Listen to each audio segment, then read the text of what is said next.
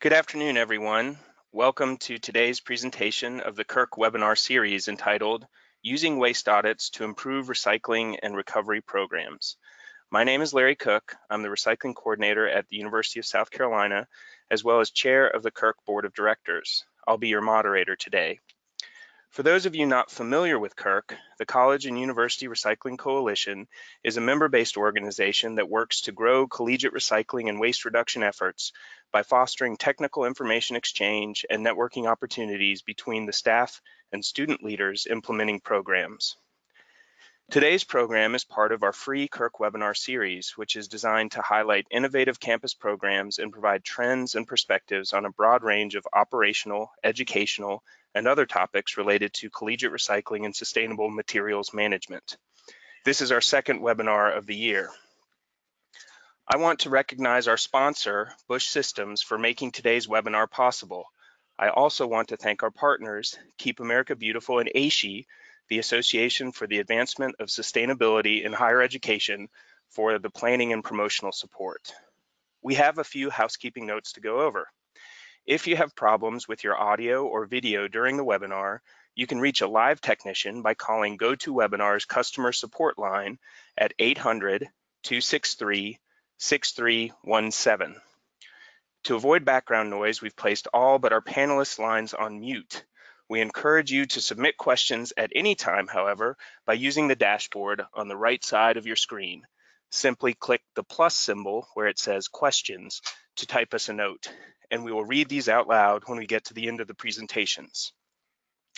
Today's presentation slides are available to download now from the Kirk website, and we'll have a recording available to stream within the next day.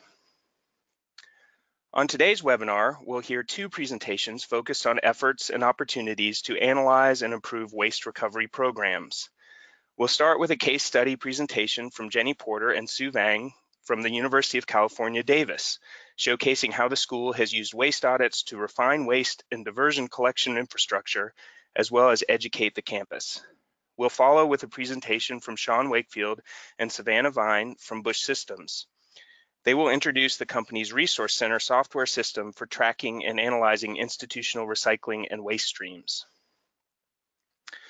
Jenny Porter is Sustainability Manager for UC Davis Student Housing and Dining Services. Her roles include leading the development, implementation, and management of sustainability initiatives, oversees LEED certifications, and provides educational outreach and training to staff and residents. She earned a BS degree in construction management from California State University of Sacramento and has a background in project management, green building, and LEED consulting. Sue Vang joined the Office of Sustainability at the University of California, Davis in 2015 and serves as the Engagement and Zero Waste Program Manager.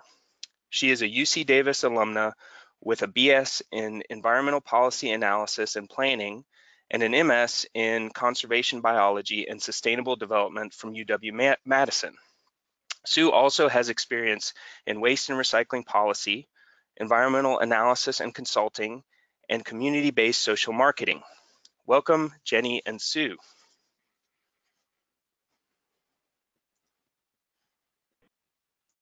Thank you. Good morning from California and good afternoon to all of you on the East Coast. Wanted to thank Alec for the opportunity to speak today. Let's see if I can go to the next slide here. Does it take it away?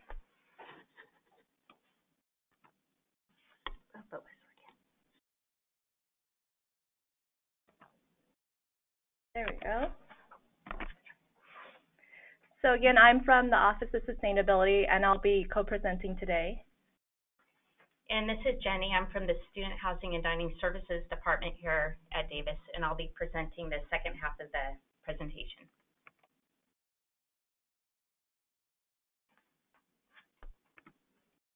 So we'll start with just a background about Davis, and then I'll talk about the audit that we have done in one retail outdoor location, and Jenny will finish with audits from the resident dining and resident halls.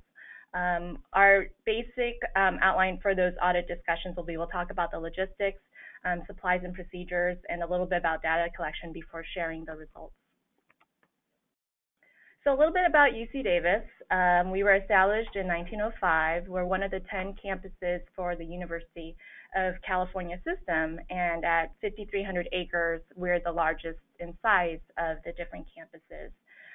We're located, so as you can see on the map here, that we have several satellite and research facilities, but our main campus is in Davis, about 20 minutes east of Sacramento.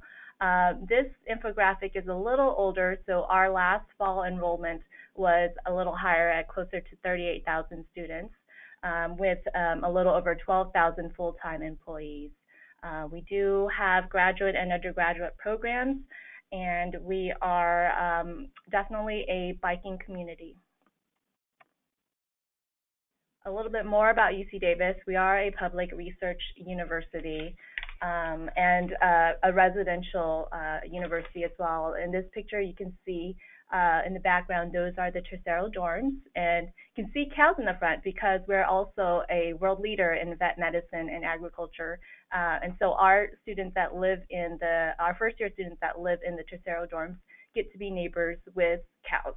And that's got to be a very interesting experience for them. We're also a sustainability leader and have ranked highly in several national and international rankings on sustainability as well. I'll also note that we do have a medical campus, but that's located in Sacramento and it's operated separately from the Davis campus. And this waste flow chart is just to show you that there are different hands and multiple points of contact for waste, from where it's generated to who collects it. For example, our grounds department collects the outdoor waste bins, while our custodial department handles the indoor waste bins. And then that's all transferred off campus for the most part by our solid waste department on campus. We are self-hauled, and the campus runs like a city within a city. So for the most part, our waste is transferred off campus by our solid waste hauler on campus. There are a few materials that are picked up by private vendor. Most of them are special recycling streams. And in terms of our solid waste team, we have 4 drivers with 7 vehicles, 4 of which are front loaders, 2 are roll-offs, and 1 is a recycling truck. So we're in California, and we have, as being part of California, we have a lot of ambitious and progressive statewide goals and legislation related to waste reduction. First of which I'll mention, these 2 are just 2 of the most recent, but AB 1826 requires that organic waste generators collect and divert waste by 2019, and SB 1383, which is still in the informal rulemaking process for its regulations, requires up to 75% diversion of or reduction of organic disposal by 2025, and in that same year, a 20% edible food waste recovery goal as well. And then in addition to these statewide goals, we have UC system-wide goals. So I've included the URL link here of our sustainable practices policy, which sets goals and guidelines on 9 sustainable practice areas, one of which is waste. And so we have under this policy a zero waste by 2020 goal, which we define as 90% diversion. The last reported system-wide diversion rate was 76%. And then this slide just shows you where we're at in terms of a campus. We're pretty similar to that 76% in our last fiscal year, with construction and demolition included. As I mentioned before, we're a big ag school, so you can see that 50% of our waste stream that's diverted is organic waste, and a large bulk of that is animal bedding and related materials. And so we have a 23% of our waste stream is still going to the landfill.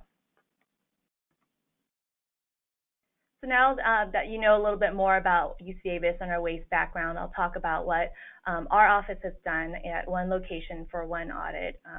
We looked at a retail location outside of our coffee house, which on its busiest day has up to 9,000 transactions. And so this was a set that was located just outside on the Memorial Union patio. We had one dedicated student staff member who worked on a weekly audit of this one set for over the course of 2 months. And essentially, this was a pilot project. We have those concrete blocks. One is landfill, one is recycle.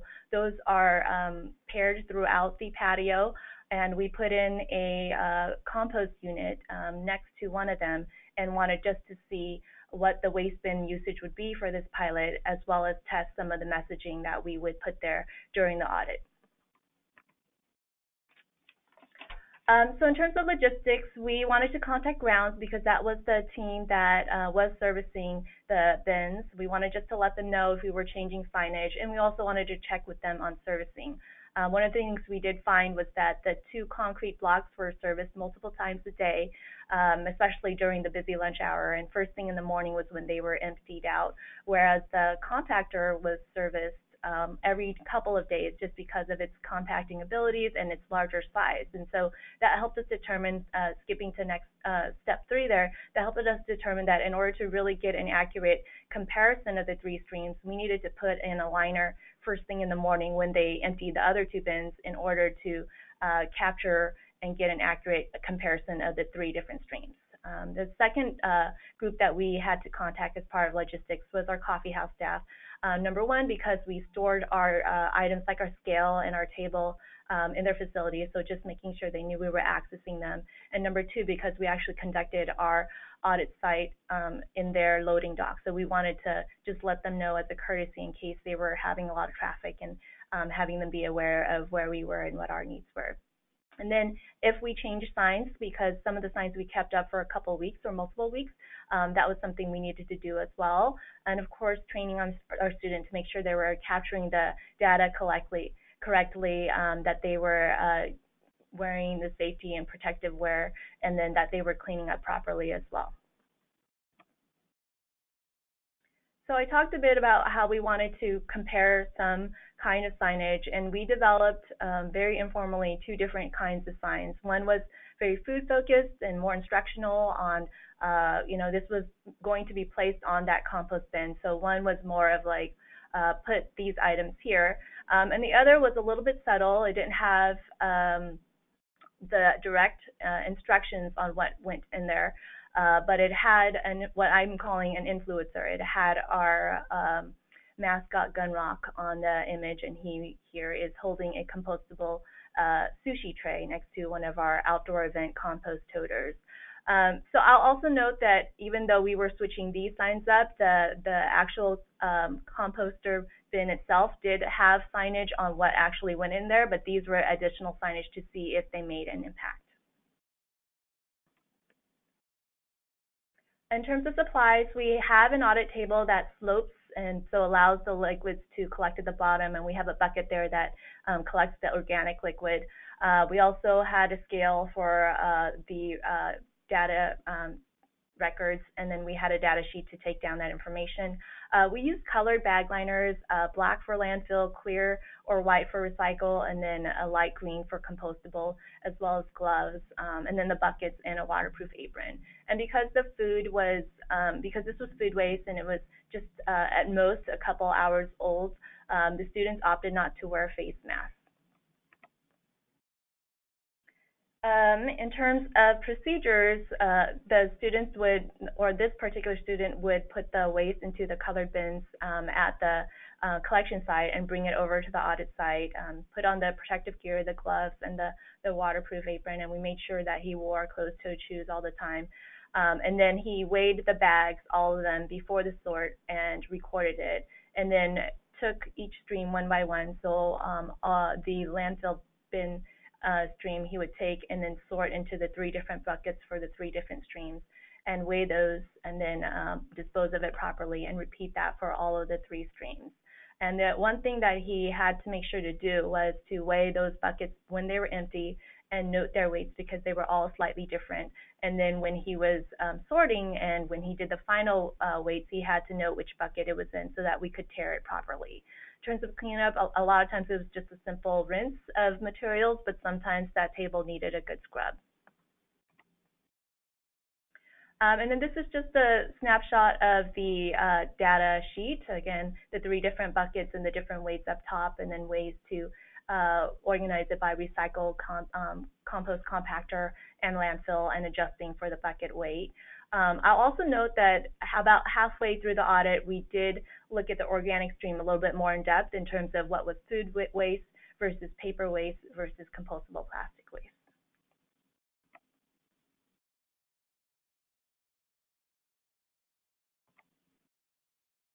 And so our results here, the black is landfill, the green is recycle, and the green is compost, I'm sorry, and then the blue is recycle. And I've taken the unsorted waste by weight and categorized it by the different signs that we used to see if there were any variations. On average, if you didn't separate it by the signage efforts that we made, the middle graph is probably really similar to what we saw as an overall average, with compost being 35% of the weight, landfill being 47% of the weight, and recycle being 19% of the weight unsorted. But you'll see here we have in the first graph the food focus poster that was up for a couple of weeks. The influencer poster was up for the same amount of time. And then the influencer with prompts, this was something that the coffee house did with their indoor bins. They would place a prompt that reminded people that, with cute little signs like wait, compost that plate. They would put that over the landfill bin and have an arrow pointing to the compost bin, because their audits were showing that the majority of their waste ending up in the landfill was compostable. So we took that to be a similar indication of what we would see outdoors, and we added a prompt to our landfill bin as well, and had that up for a little bit longer than 6 weeks to see if that would make a change. And so this wasn't a scientific study by any means, but it is interesting that you can see the influencer focus and the influencer of the prompt kind of looked similar in terms of how recycle and compost fared, whereas the food focus, they looked a little bit more even. And then the second chart here was when we wanted to examine contamination. So the grayed out colors are what isn't considered contamination for that particular bin. And as you can see in the compost bin, 97% of that was compostable, with 2% landfill and 1% recycle. And in the landfill bin, 93% by weight was compostable, with 4% landfill and 3% recycle. And in the recycle bin, 51% was compostable, 2% was landfill, and 47% was recycle. So that was all unsorted, and when we sorted it out, we did see results very similar to what we've seen and what the Coho has seen in terms of the sorted waste. 86% of that by weight was compostable, with 3% landfill and 11% recycle. And this was 14 audits that we averaged out. I would say also, I didn't create a graph for it, but when we looked at the compost breakdown, it was about 40 to 45% of the compost was paper waste and food waste equally, and then between 10 to 15% was compostable plastics. And that makes sense just because the compostable plastics was a lighter weight compared to the other two. So some of the things we learned, I also didn't create a graph for this, but in terms of weight, overall weight, 40% of the overall weight between all three streams was found in the compost bin. So it's definitely getting used and needed. And another 30% was found of compostable waste was found between the recycle and landfill bins. So they were definitely used and being needed. And as you saw in the contamination slide, the compost stream was very, very clean, very little contamination there. But at the same time, we definitely had more room to educate in terms of who was using the landfill bin so that they were diverted. And then also, surprisingly, that some of the plastics, particularly the compostable plastics, were ending up in the recycle bin as contamination. Another thing that I noticed when I was looking at the weekly numbers was that when we had major outside events, it could impact the waste stream and the trends. We had typically very low contamination during the audits in compost and in recycle, single digits, but that jumped up to double digits during one particular week, right before Picnic Day, which is our community open house. And they spend the entire week promoting events on the quad, which is nearby to these stations. And so we saw a bump up to double-digit contamination during that particular audit week, April 17th. And then the last thing that we learned was that, our landfill prompt, this is that picture that I mentioned of what it looked like. It kept disappearing when we initially put it in, so we didn't include those when we were looking at the numbers of whether or not that impacted the weights. We found it kept disappearing, so we ended up having to use this very visible, rather ugly duct tape, but very hardy. And as I mentioned, it didn't appear to have an impact, but we only put it up during the couple of hours that we collected it, so it wasn't a long-standing sign like the other posters were.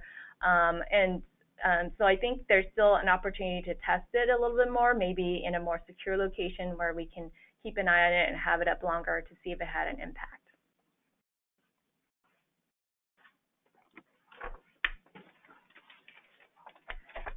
Hi, this is Jenny, and I'm going to talk about our resident dining and resident hall waste audits. And I'll be starting with the resident dining one first. So to give you an overview, our campus has 3 dining commons, 1 in each housing area. New for this year, we switched to continuous dining, where residents with meal plans can come and eat as often as they want throughout the day. We are an all-you-care-to-eat facility at all 3 of our DCs. And on average, we serve 55,000 meals per week, and we have 59 residents living on campus who are mostly first years. The DCs are available to all students, staff, and faculty. I just want to go over a few of our best practices we have for food waste reduction in our dining commons. We have trayless dining, which when implemented, reduced food waste by 30%. We use smaller plates and bowls at our serve yourself areas like the salad bar and Mongolian barbecue. We have try a taste and just ask signs at all our platforms. Try a taste is what it sounds like. They can take a sample of the meal before committing to a whole plate. And just ask, they can customize their meal. For example, if they want a hamburger with no bun, all they have to do is just ask.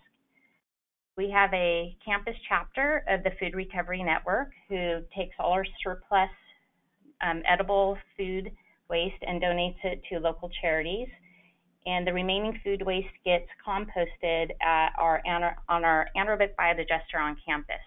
We also have a education team that does peer-to-peer education with our residents, guests, and as well as our dining staff. So to give you a description of our audit, I have 2 zero waste coordinators who are paid students that plan and perform the audits with the help of volunteers. They perform our front of the house waste audit, where guests are intercepted before they go to the dish return, and any food waste left on the plate is sorted. This takes place in all 3 DCs during week 5 of each quarter. We do this to collect data on food waste and to see if signs in education are having an impact. It also gives feedback to the chefs and dining team. So we start our planning of the audit about 2 weeks prior, and we coordinate with the DC general manager and chefs to make sure there are no conflicts, like a themed dinner or cooking challenge or other events that might be going on at that time. We look for 5 to 6 volunteers from our pool of interns, sustainability champions, and other student staff on our sustainability team. And for our supplies, we just submit a request through our catering, which is online, so when we get there to the audit, everything's already there for us. So for supplies, anybody participating has to wear non-slip shoes, gloves, and aprons, and we have safety waivers for our volunteers. Each DC has a scale on site. And so for the actual sorting table, we have 2 waste bins with compostable liners. One collects edible food waste and one will collect the non-edible food waste. And then we have 2 large Cambro containers with quart markings. One collects the liquid and the other one the napkin waste. And then we use a strainer that will strain the ice from the liquids. We also request 2 tables with linens. 1 table is used for sorting, or in one of our other DCs, we actually have 2 sorting tables. And then 1 we use for the food display and education table, which I'll talk about in a little bit. As far as the procedures, we have a safety talk with our volunteers, just reminding them to wear their protective gear, also to clean up spills so no one slips, etc. We set up the sorting stations, and we set up the education display table, and then we record the tare weights of the empty bins. One person is designated to record the weights and take pictures, and then we have one person at the education display table, and then 2 people per sorting table. So during the audit, guests are intercepted from going to the dish return and are asked to sort their waste into the appropriate bins. Again, we have the edible food waste, and then the non-edible food waste, which would include items such as bones, banana peels, apple cores, liquids and ice, and then the napkin waste. Any full plates that are returned are brought to the sorting station, are put on the display table, and then we later sort this and weigh at the end of the audit. And so at this table, we have somebody there who's educating the guest and engages them to explain what it is we're doing and ask how their meal was to collect feedback as to maybe why they didn't eat everything on their plate. So sometimes they may say something like it was too salty or too spicy, or maybe they just simply took too much. We also use this as an opportunity to remind them or promote the Just Ask and Try a Taste. Once the bins are full, we weigh them, we record all the data, and then of course we clean up everything when we're done. So here's some pictures for you to see what our sorting table looks like. That's the one in the middle. And then these are display tables at some of our previous audits that we've done. So you can see it has quite an impact visually for residents to see how much food is being wasted. So this is our data collection form. We record the weights of each waste stream, and then we get a guest count for the time period that the audit's done, and we get this information online. And then we calculate the weight of waste stream per guest. These results are shared with the guests, who are mostly residents. We share these via newsletter, bulletin board, posters, and social media. And we also have sustainability peer educators who do interactive tabling. This is one of our students this year who really loved that carrot costume and wore it as much as he could, and it actually attracted a lot of attention. We also share the results with the chefs and the dining team. And here's an example of the poster that we put up in the DC after the audit. And we do these in all the DCs, and we usually leave them up for about 2 weeks post-audit. So some lessons learned. For one, on average, we see about 2 ounces of edible food waste per person. Since switching to continuous dining versus having dedicated meal periods in the past, it is hard to get an accurate number of guests during the audit period. Some of the guests might have been there way before the audit started and might have a collection of food. We find a lot of people will spend a lot of time in the DC studying and can end up with a lot of plates in front of them after being there several hours. So moving forward, we plan to use clickers to count the guests when they actually approach the table to dispose their food, so we can get an accurate count. And this year, we saw an increase in food waste per guest during spring quarter in 2 of our DCs, where typically we find that food waste decreases each quarter during the academic year. One factor could be not getting the accurate guest count. Another factor is we saw outside groups in the DCs during the audit. These are hard to plan around because sometimes we won't get noticed by large groups coming in, as early as 2 days before they actually come. So next time, if they're easily identified, which they usually are because they're given a lanyard to wear, they will be directed to the dish return instead of asking them to participate in the waste audit. Another factor, multiple new menu items were being tested the day we did one of the audits. So just better coordination with the chefs would help, so we do not have audits when they're testing new recipes. We also need to find a better way to collect feedback on why they might not be finishing their meals. Some ideas are having a graffiti board for guests to give written feedback on a chalkboard, or encourage guests to use the text and tell feature the DCs have that they use to collect feedback. during the audit, and we can incentivize them by offering them a chance to win a raffle prize or something. And just one last thing, we also do a back-of-the-house waste audit in the production side of our kitchen. I just thought this was worthy to note. So the Zero Waste team, they use a scorecard to visually inspect bins that are used in the back of the house. And these are surprise audits, so we don't let them know when we're coming to do it. And we communicate the results to the staff. And the Zero Waste team, they do training with the staff if they find certain items repeatedly being missorted. We have found that the waste audits have become a friendly competition between DCs, and the staff are competitive and really get into sorting their waste properly. So we are seeing really good sorting in the back of the house. Okay, moving on to our residence halls. So to give you an overview, we have 3 housing areas totaling 31 res halls with 59 residents, or 5,900 residents. The waste streams that we collect in every res hall are landfill, mixed recycling, and compost. Each resident has a landfill and recycling bin in their room, and we provide a compost bin upon request, which is actually a repurposed cottage cheese container we collect from dining. They're fairly large. They hold about 5 pounds of cottage cheese, so we find they're pretty adequate for that use. We also have the following bins at each of our areas: service desks, and we have a service desk in each of our 3 housing areas. We collect reusables that are gently used items that we donate to our on-campus student-run secondhand store, and we also have an e-waste bin. Residents are asked to call if they have any household hazardous waste to dispose of. I actually do get a few calls a year. I just recently had somebody come in and drop off some WD-40. So we don't have a whole lot of household hazardous waste, but we do have stuff come up every now and then. Some best practices in waste diversion in our res halls is all our bins have labels and signage on them, so they're easily identified as to what goes in them. We have an online waste diversion guide that we heavily promote when they move into all of our residents.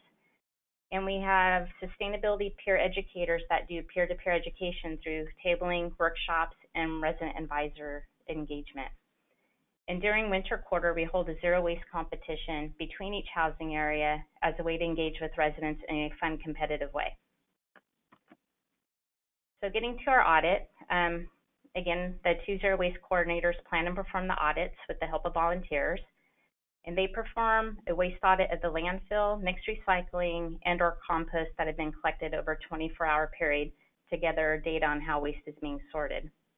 And just to make a note, if anybody is doing waste audits for LEED, be sure you review their requirements prior to the audit to ensure compliance. And our goal is to do 1 to 2 per quarter. This is the first year I've had the zero waste team for the res halls, and so we managed 1 per quarter. And we just focused on the landfill. And so these audits give us feedback if signs are having an impact, also feedback on common items being missorted that we need to do additional education on. And it also makes us aware if we find items in excess so we can find ways to reduce them. For example, we just noticed a large volume of paper towels, so we are piloting removing paper towels in 4 of our res halls. So for some pre-audit logistics, again, we start planning at least 2 weeks before the audit.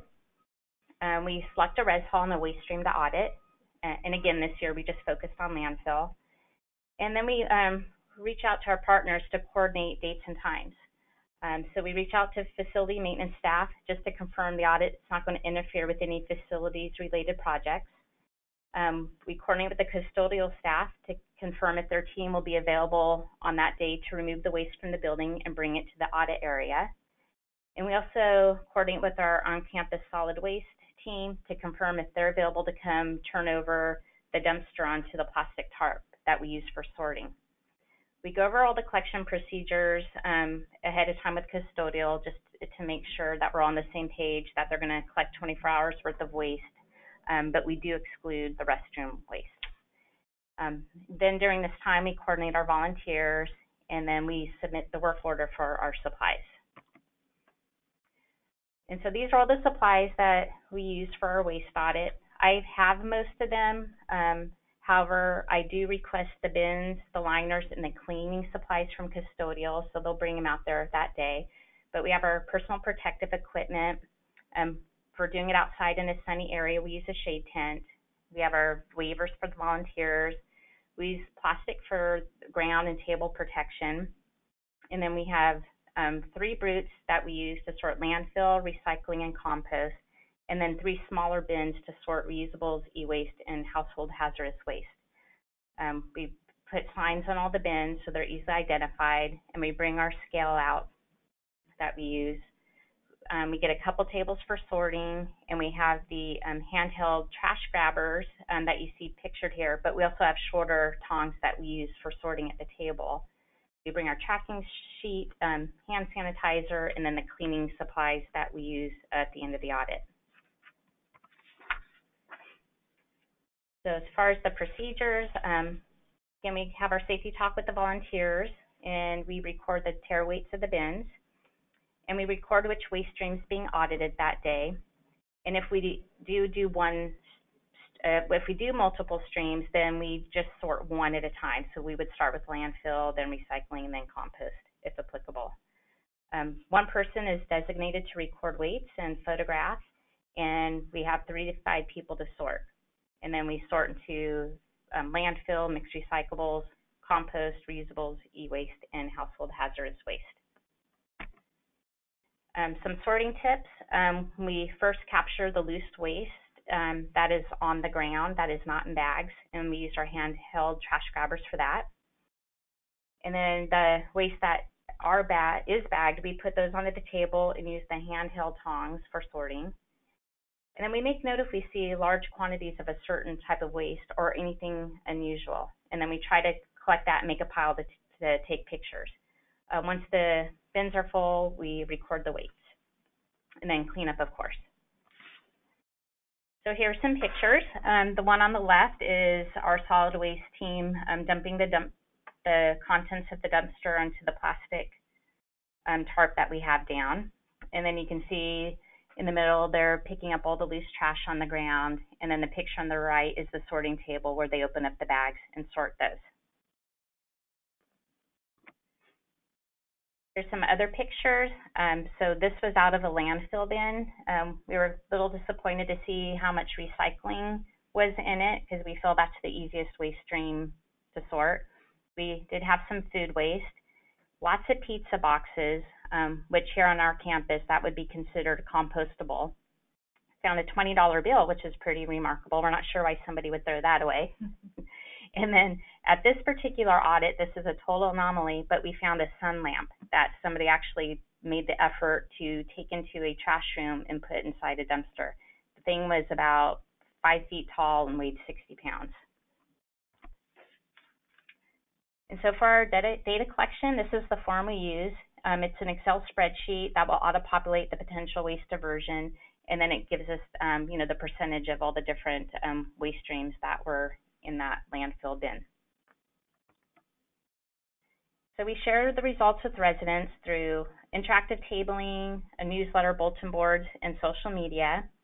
And we share with custodials as well. They interact with the residents on a daily basis and are a resource for residents who need help sorting their waste.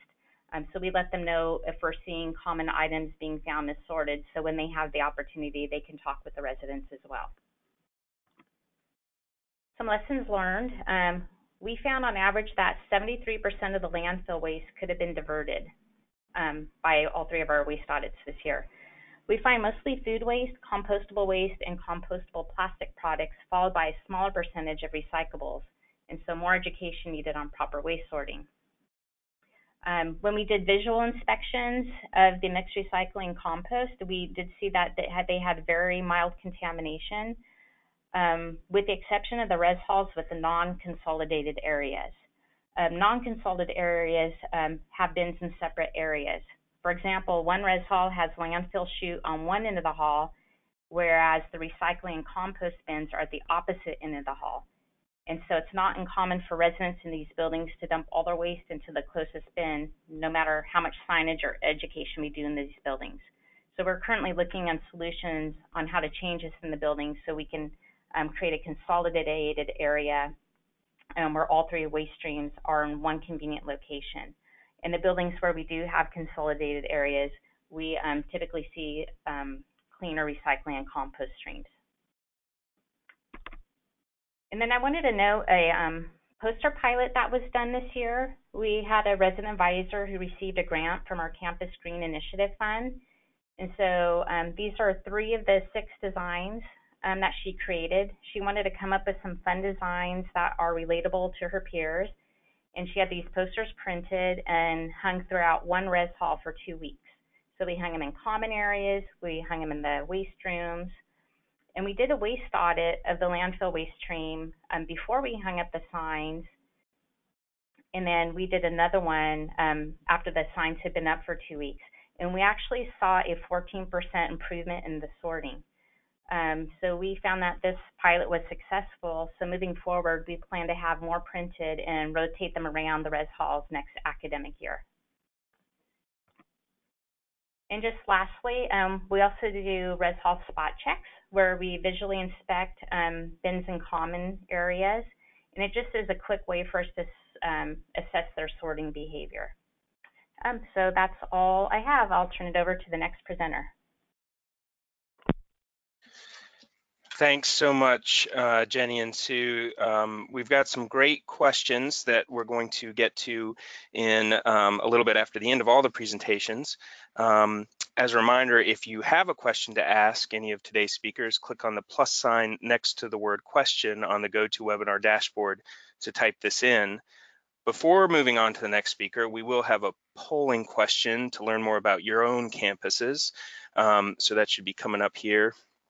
But I'll read it to you right now. Has your campus done a waste audit or waste audits in the past 5 years? And your choices are comprehensive formal study with report as part of public educational events, smaller reoccurring audits to monitor progress, or incorporated with academic projects or none. So take a moment to fill in your answer.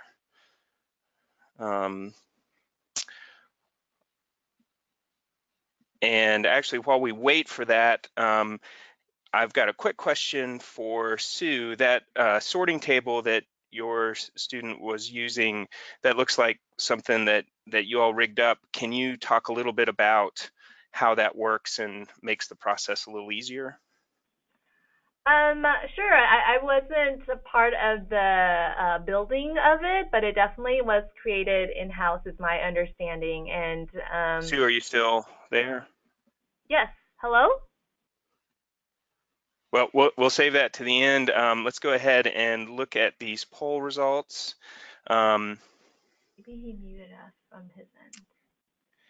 So it looks like a broad mix for our campuses. A third or so have not done waste audits in the past 5 years, and then a smaller percentage have done the comprehensive ones, but a good mix. So this is a tool that we're using on our campuses. Moving right along, our next presenters. Savannah Vine is one of our Bush Systems refuse management specialists responsible for helping clients reach sustainability goals by implementing effective waste management strategies. Bush Systems designs and manufactures customized recycling and waste containers for K through 12 schools, colleges and universities, arenas, healthcare facilities, municipalities, and environmental consulting companies. Savannah studied environmental biology at Nipissing University and also obtained a diploma in environmental technology from Canadore College. Sean Wakefield is also a refuse management specialist at Bush Systems. Sean and Savannah's day-to-day activities include public education and awareness on waste management strategies. Additionally, they perform waste audits on businesses and assist clients in achieving their sustainability initiatives, all at no charge. So feel free to reach out and see how they can help you and your organization. With that, I'll hand it over to Savannah and Sean. Okay, that's great. Thank you. Good afternoon, everyone. Thanks for having us here today. I'm Savannah and Sean is here as well. And as was said, we are the refuse management specialists here at Bush Systems. our role here today, oh, it looks like the poll is still up on the screen there. I apologize. I'm getting some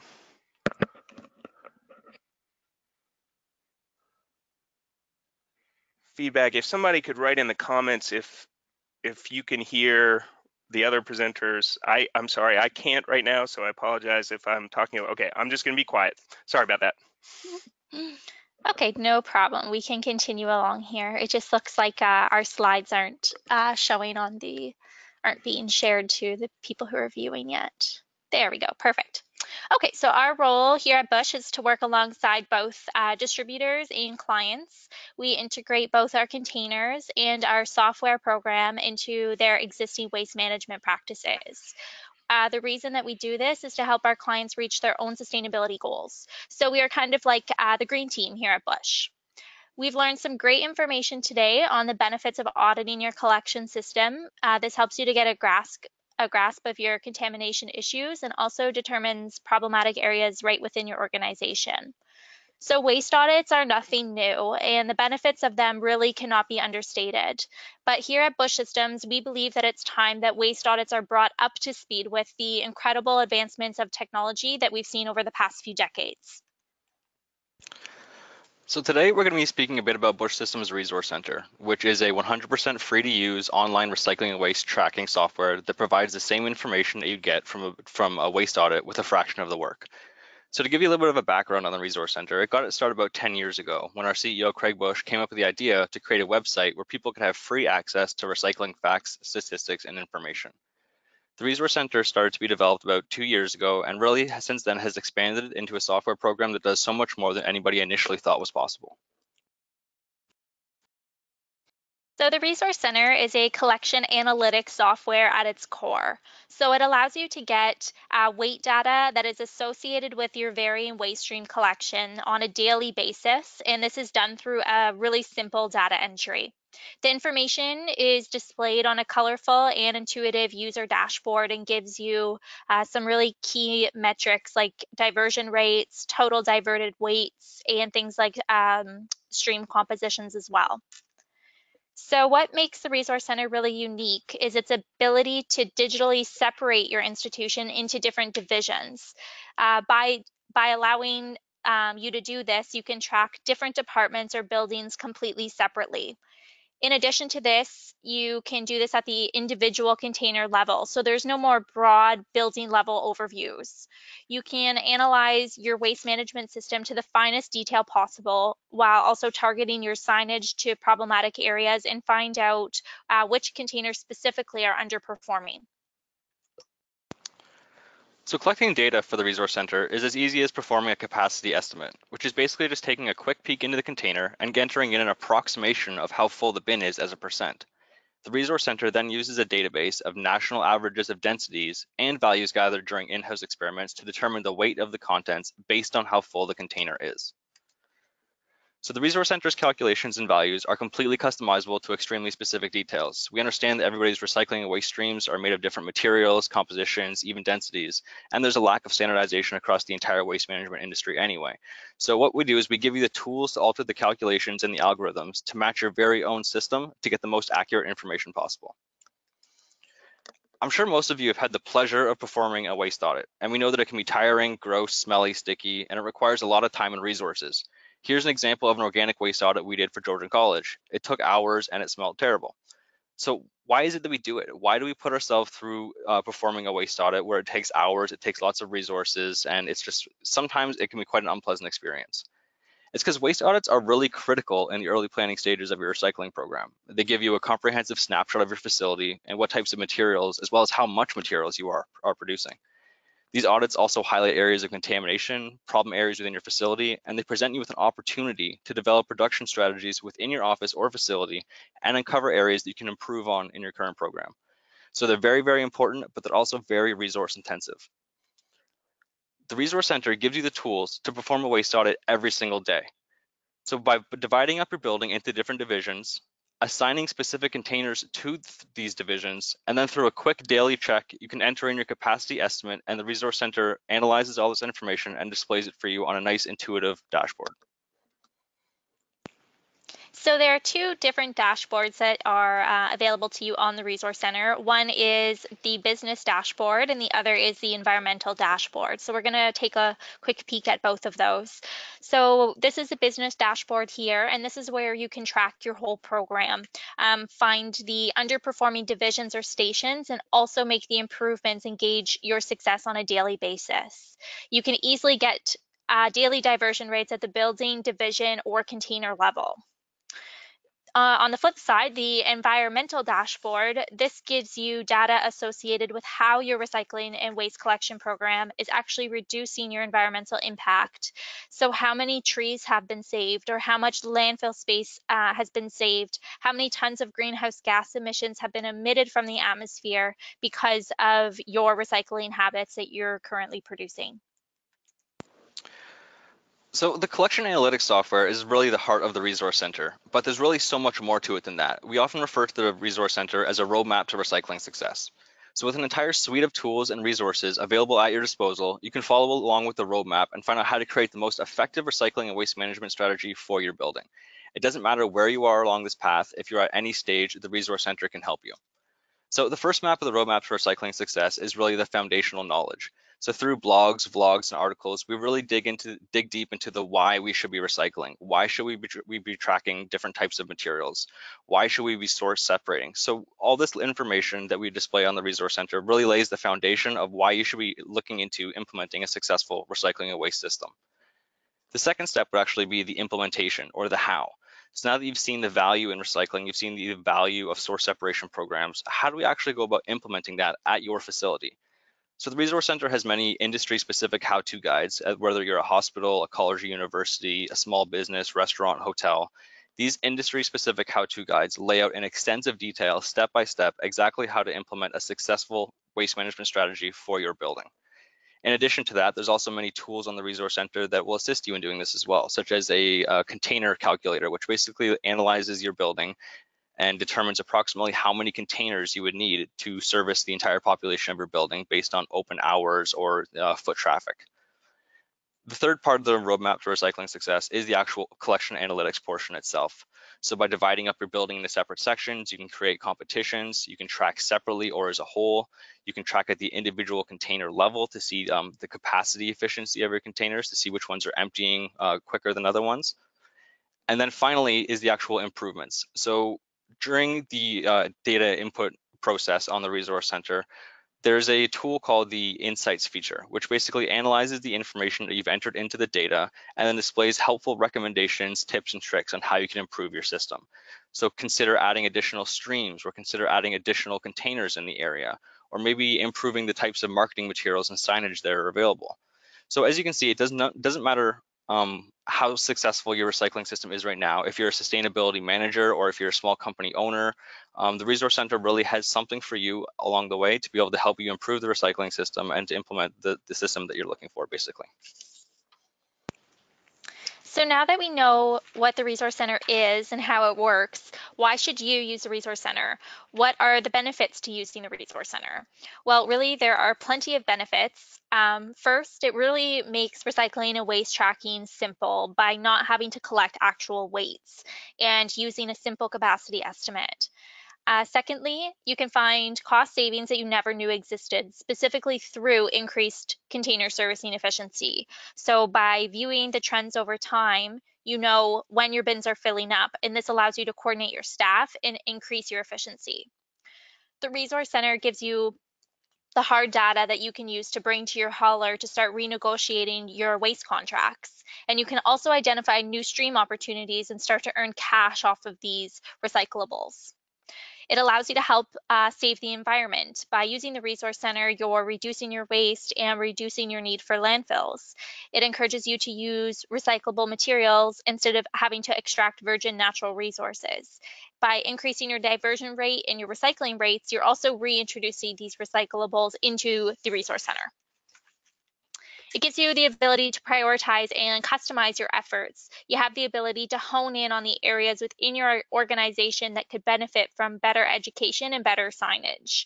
By separating by division, this lets you coordinate and target problematic areas within your building. once you start seeing success with the Resource Center, you can start following these patterns and expanding your success business-wide. As Sean mentioned, the Resource Center allows you access to cutting-edge marketing materials, so posters, leaflets, infographics, email templates, and stock photography. All this pre-generated signage and posters, these are all aimed at improving your recycling program, and also provides you with a consistent message throughout your whole organization with correct information. So what are some of the industries that would benefit from using the Resource Center? We can look at places like arenas and stadiums, colleges and universities, retailers, facility management companies, hotels and resorts, and office buildings. We're going to look specifically at colleges and universities right now. So we know that these areas can be massive and there can be plenty of containers throughout the whole facility.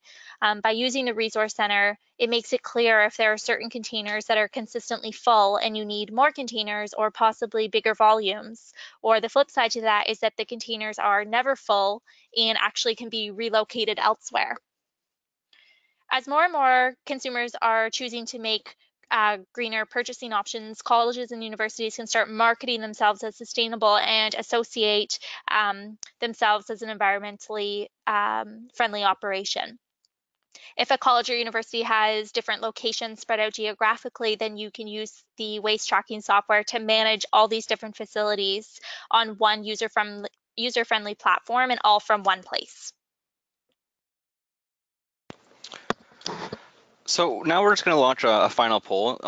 The poll will pop up on your screen. I know you're all familiar with the process now. So if there's any questions you might have about the Resource Center, or if you would like Savannah or myself to reach out, simply just click the option that best applies to you. You can click yes on there, and then Savannah and myself will be able to reach out, email you, and kind of get the information that you'd like upfront for you. So it doesn't matter if you want to help setting up the Resource Center for yourself, or if you need help, maybe you want a private demonstration, you want to discuss some of the materials available, some of the tools available, any of these types of questions, we'd be certainly happy to give you a hand. Also, we're always here to bounce ideas off of as well. So if you just have any kind of general waste management questions in general, then we can certainly discuss that with you as well. And just a friendly reminder that the Resource Center is 100% free for anybody to use. You can sign up today at no cost, and we'd be happy to see you sign up, and feel free to reach out to us if you have any questions. We're more than happy to assist you. So thank you very much. Thanks so much. Savannah and Sean, we're going to go ahead and move to questions. And for my benefit, I think I was the only one who couldn't hear, but Sue and Jenny, if you would address that sorting table again, mainly for my benefit, I'd appreciate that. Hi, can you hear me? Yes. Okay, so the sorting table was created in-house before I came on board. I'm sorry, actually refresh me on what your question was. Well, just, you know, it looks like there's a slight slant on it and how that works. I guess the broader question is, a lot of us, when we're performing waste audits, there's some difficulty just ergonomically. If you have to bend over a lot and pick things up, then, you know, worst case scenario, there's potential for injury, which is the reason for signing waivers and things. But you know, I think a lot of people want to get stuff off the ground. That looks like that could be a good solution. So just how well it works, if you're pretty happy with it, that sort of thing. Yeah, I think it works well. The slant helps to collect the liquid, so it makes that collection a lot easier. And we do, when we have a lot of people, we do put the taller people on the taller end of the audit table, so it helps to have the varying heights. And it also, it's not the easiest thing to transport, but it is doable because it breaks up into the three pieces that nest together too. So yeah, I quite like it, and I hope it'll last us a few more years to be able to use. Okay, great. So we got a lot of questions about ice. So this is mainly for Jenny, but it looked like in your data collection sheet, you actually had a separate category for ice and for liquid. And so two main questions about that. One, why are you separating those things, and doesn't that become problematic since ice would be melting? And two, what's the reason for keeping that separate from, say, non-edible food maybe, or how, if it's not diverted, how would that be taken care of? Would it be dumped down the drain, or if you can talk a little bit about how you collect your ice and liquid during your audit. Sure. So the process of the waste audit was originally designed by Sodexo when they were our food service provider here. So I've maintained what they've done just so all our data can stay consistent. So what we do is we put the strainer on top of the Cambro bucket. So when ice falls into it, as it does melt, it will just become into the liquid form. But at the end of the audit, if it's not all melted, then we weigh it separately, and then we use a formula to calculate the weight of it when it becomes a liquid. So I hope that answers the question. So the other kind of part of that would be if you're not there to intervene, what would be the end? Would the liquid end up with solid waste generally, or what would be your goal diversion for that liquid and ice material? Well, not so much the ice per se, but just the liquid. We wouldn't want them, wasting drinks, pretty much. So we would want to educate them, just take what you need. If they come to the dish return with a full glass of soda, we want to be able to, just divert that from getting wasted at all. Okay, I hate to press this one more time, but I'm hoping that I can answer the folks' questions. But in the case of ice, and this is just from personal experience on our campus, one of the, especially when you're talking about disposable cups, if you try and go with a recyclable disposable cup, you're generally going to have some ice left over, and likely, without better education, some drink left over. So there's going to be some liquid. Where would, once you've reduced everything that you can reduce, would that ideally go into the compost stream, or would that be something that would just go down the drain?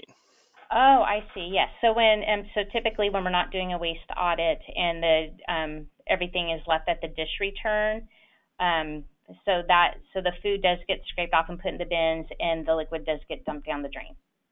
Okay. I want to ask, this is kind of a little bit for everybody, and it's a multi-part question. So what I'll start with is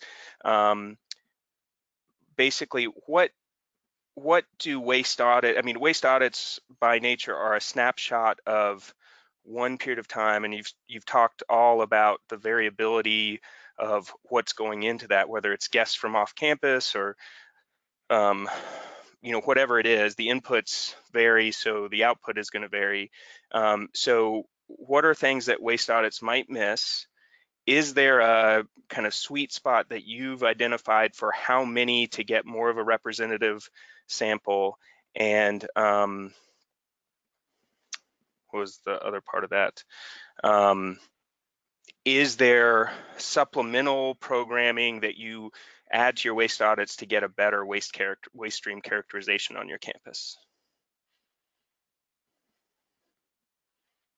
And Sue and Jenny, you can start, and then Sean and Savannah, if you want to pipe in too, that would be helpful. Yeah, you might have to re-ask me some of the latter half of that multi-part question, but for the first part of what might they miss? I think we saw in our audit that, in just one day of a particularly busy day, we caught a little bit higher contamination. So there are, we might miss the impacts of events that have a major impact if we aren't auditing during those times. So for snapshots like ours was, we would miss some more seasonal or more one-time events that would have that impact. I don't know if there's anything you want to add to that. No, I would agree with that. Excuse me. And then are there things that you do, like is there a sweet spot for how many times? I think you mentioned at one point, Sue, you did 14 audits. How did you come at that number, or was it somewhat arbitrary? And then are there other things that you do to kind of help bolster the data that you're getting from waste audits? Yeah, I thought it was interesting to hear the Bush presentation and the fact that you could do a lot more of auditing and looking at your stream with less work.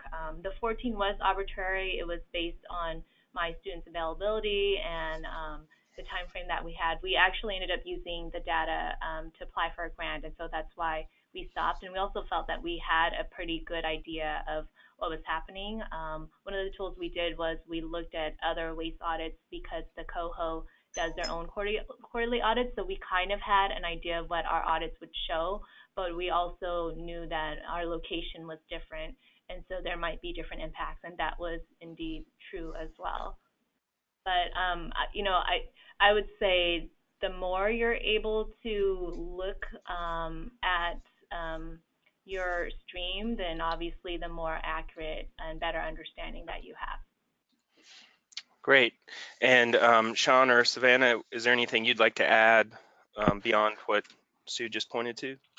Yeah, sure. I'll go ahead and add that, anytime you're dealing with waste management, there's such a lack of standardization across the entire industry that there really isn't any clear black or white answer to any of these questions necessarily.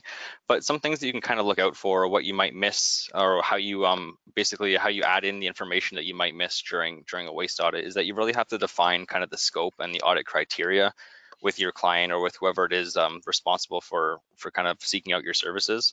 So by having a good set out scope and audit criteria, you should be able to hopefully manage to capture most of the waste coming in within that specific time frame.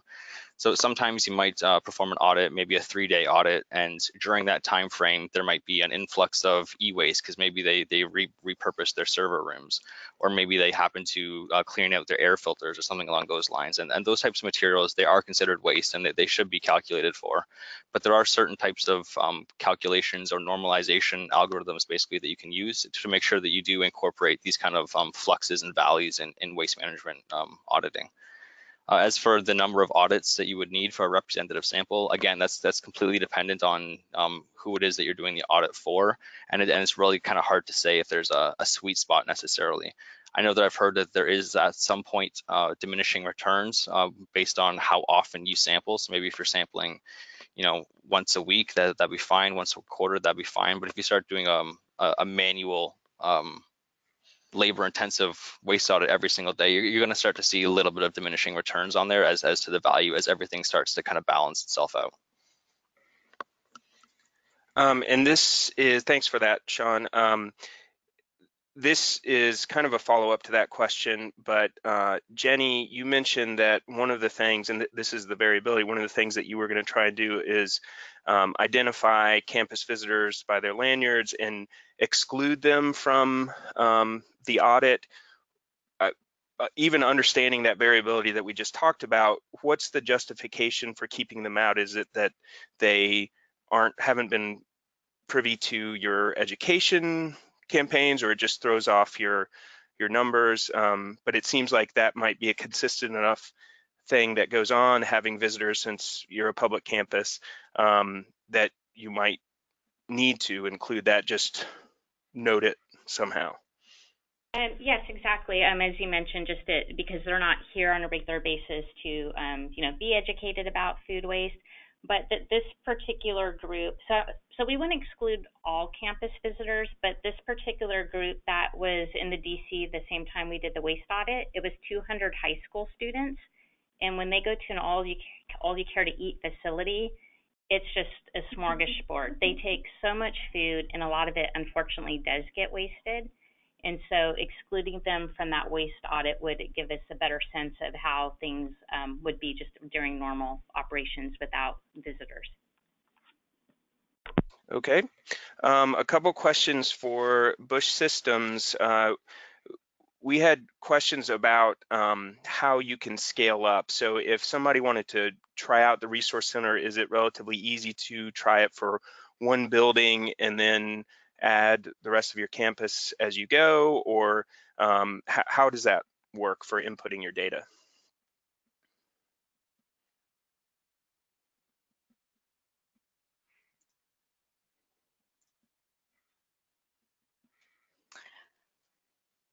All right. Yeah. So it is quite an easy process for getting set up on the Resource Center.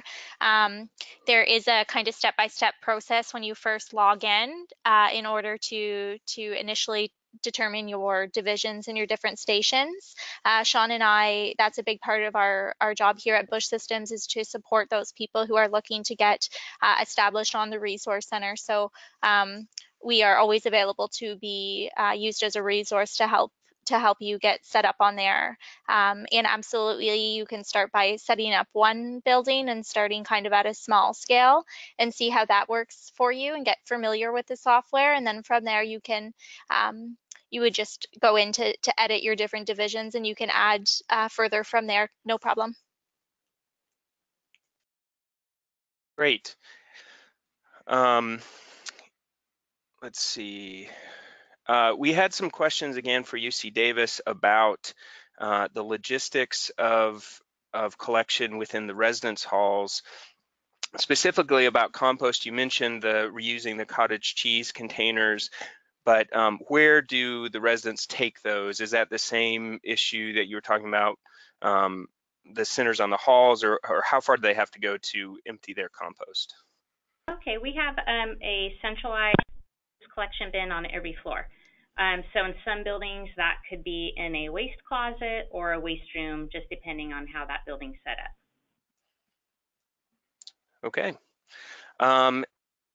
And again, on the dining side of the waste audits, it seems like this is a very personal one-on-one thing, which has some advantages, but there might be some guilt involved, which could be positive if it creates some behavior change. But how have students reacted? Has there been any embarrassment, or have you been concerned about one thing that came up in the questions is potentially like eating disorders, and is that something that you've thought through or been concerned about when this is a really one-on-one interaction? It is a one-on-one interaction, but a lot of times it gets really busy, so they might not have a chance to talk to everybody.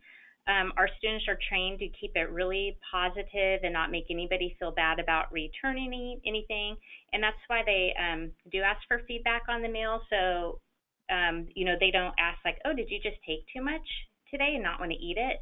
They steer away from that. Instead, they'll say like, "Oh, was your meal not to your liking?" And that gives them the opportunity to say like, "Oh, it was just really too salty, or it's just really spicy, or it didn't taste like I expected it to taste." And then they say, "Oh, did you know about our Try a Taste program? So next time you could try a sample it to see if you like it." And so they keep things really upbeat and positive, so as not to embarrass or shame anybody. As far as the eating disorders, that's something that hasn't been taken into account. And as far as I know, there haven't been any issues with that. I've just have overseen this program this year because, as I mentioned before, Sodexo was our food service provider previously, but I've worked closely with their team, and I haven't heard anything of that in the past. So that segues, thanks for that answer. That segues nicely into the question. I'm guessing from what you've been saying that your dining services are now internal to UC Davis. And can you talk a little bit about, maybe, if that's the case, if I'm making the right assumption, how that has impacted this taking over from an outside provider and bringing it internal? And any aspect that seems pertinent to staffing, using student labor as volunteers or paid staff, anything? Yeah, I just know from the sustainability side, I've been here on campus for a little over 6 years, and I worked very closely with the Sodexo sustainability team. They've focused on sustainability efforts in the res hall, or I'm sorry, in the dining commons, where my efforts were more concentrated on the res halls. But we did have our student staff interact, so I was very familiar with their program and how they ran things and what they did. And it was a pretty seamless transition in that sense. They, shared all their standard operating procedures with me. My students worked with them last year, so they can get familiar doing these audits and other sustainability initiatives that are done in the res halls. As far as the overall big picture of transitioning, I'm not too involved in that, but I do know that a lot of the managers that were here previously with Sodexo did stay on as UC Davis employees. The only major change that was made was going from continuous dining model this year, which overall we actually did see a reduction in surplus food waste, just because they're able to serve the food until it's basically gone before transitioning that platform into, say, from breakfast to lunch. Great. We've got time for a couple more questions. So this is again to UC Davis. Can you talk, you gave some great examples of ways that you were trying to communicate results back to the students. Can you talk a little bit about if you've been able to measure the effectiveness of that? Like you mentioned that you hang the posters up for a couple weeks. Are you getting feedback from them, from the students, or have you been able to measure either anecdotally or quantitatively how effective those communication methods have been? Well, that's the poster pilot that the RA did.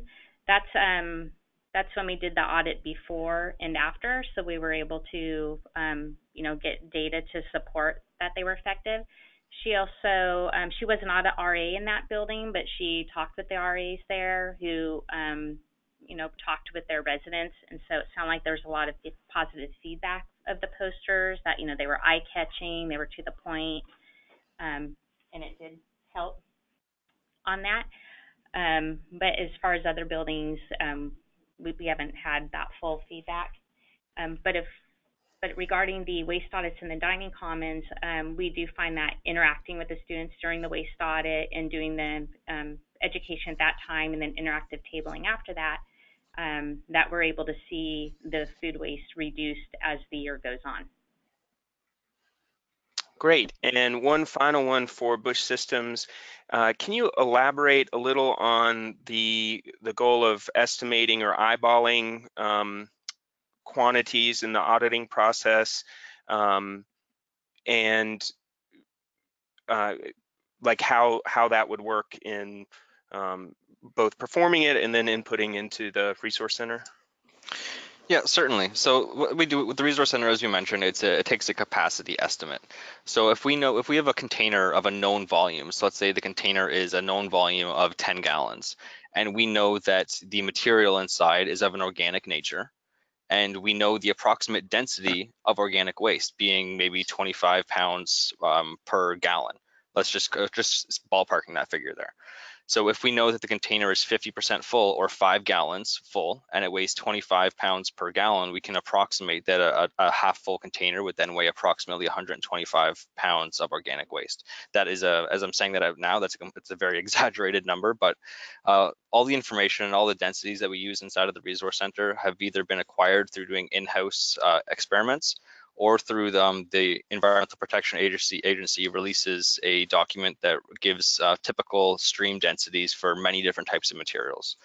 Obviously, the nature of this being an estimate, there is some room for variability, both in the auditor themselves, maybe perhaps over or underestimating the approximate fullness of the container. And then again, in the actual depositing of the items in the containers themselves. Take pop cans, for example. Are they crushing all the pop cans? Are they putting them in without being any kind of crushed or anything like that? So there is some variability, obviously, but that's where the whole customizability of the resource center comes in, is that you can actually perform calculations or perform experiments inside of your own facility on your own containers to figure out what the benchmark is that you should be using in order to get the most accurate information for your own facility. Great, thank you for that. And I want to thank everybody for participating as attendees and presenters today. We do have an announcement for some of our upcoming webinars. Stay tuned for the next KERC webinar, which we are still working on for August of 2018. You can always visit our website that's down at the bottom, kirk3r.org, for recordings of our recent programs. Already the slides from today's program are on the website, and in the next day or so, we'll have the recording of this webinar program from today on the website. I also want to let everybody know about the Kirk annual campus, or the ASHE annual campus sustainability conference coming up in Pittsburgh, October 15th through 18th. You probably need to check their website to see if early bird registration is still available, but registration is absolutely open at conference.ashe.org.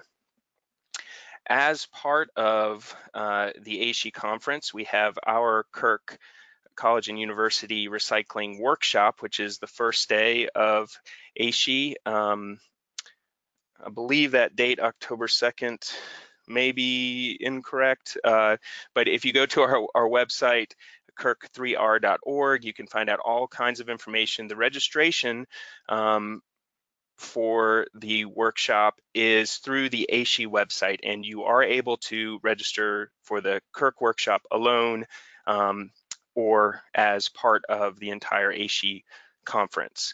We'll have presentations, roundtable discussions, networking opportunities, and watch our website for more details to be coming soon. Following this webinar, you should receive a prompt to complete a quick survey. We encourage you to take a minute to give us feedback on today's program.